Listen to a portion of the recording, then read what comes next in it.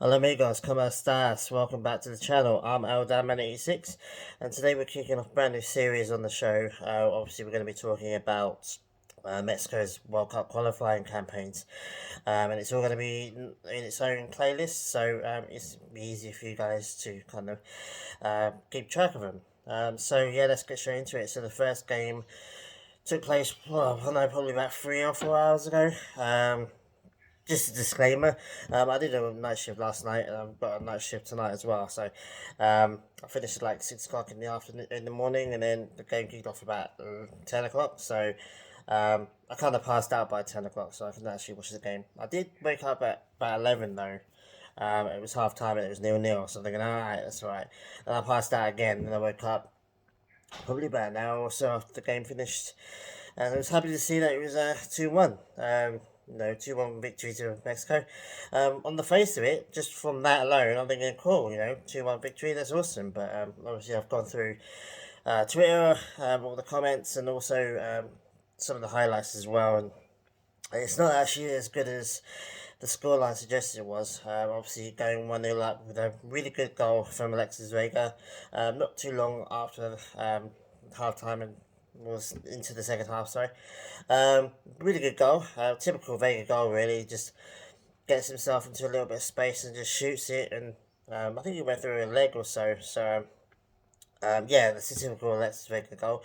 A goal he hasn't scored really since the Olympics. So it was nice to see him get a senior national team start as well as a goal. I'm really proud of him, really happy for him.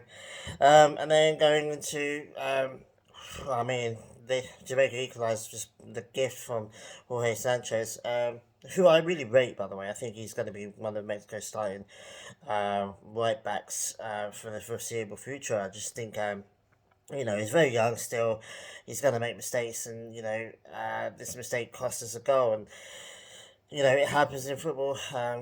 Even the top defenders get kind of caught out in the box area sometimes. So I'm not too angry about it. It's just it's one of those things. It doesn't look nice on the day. It doesn't feel nice on the day, but obviously it happens, and hopefully he can learn from it.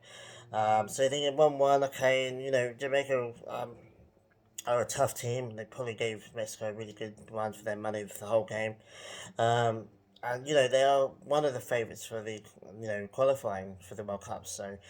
Um, I thought it was going to be a draw when I went to sleep. I'm thinking, oh mate, it's going to be a draw. There's going to be uproar on Twitter and all that stuff. We haven't had a great summer in Mexico. Obviously, losing a couple of times to US men's national team, as well as well, I think the positive ups in the summer so far has been the Olympic bronze medal. It's unfortunate that not to go further and get the silver or the gold, but yeah, the bronze was definitely like the only positive thing about this whole summer. So um, I was kind of worried that it was going to carry on and we were going to get like a draw or maybe a surprise loss. Um, but Tata Martino as well left it really late for his subs. I don't know quite why. I mean, if it's 1-1, um, you want to give your subs enough time to kind of get into the game and get their rhythm. So like 75th minute, I've never really been a fan of that. Normally for me, I'm so used to Arsene Wenger doing it in like on the 60th minute. So maybe that's why that affects my brain. But yeah, he takes off Vega, which I never like Vega going off, even if he's used that wide. I like to see him on the pitch, but Henry Martin came on, and Henry Martin's done all right as well this summer. Bagged a few goals in the Olympics, got himself a bronze medal as well, and yeah, scored the really late winner, 89th minute I think it was. So yeah, I mean it could have been a draw.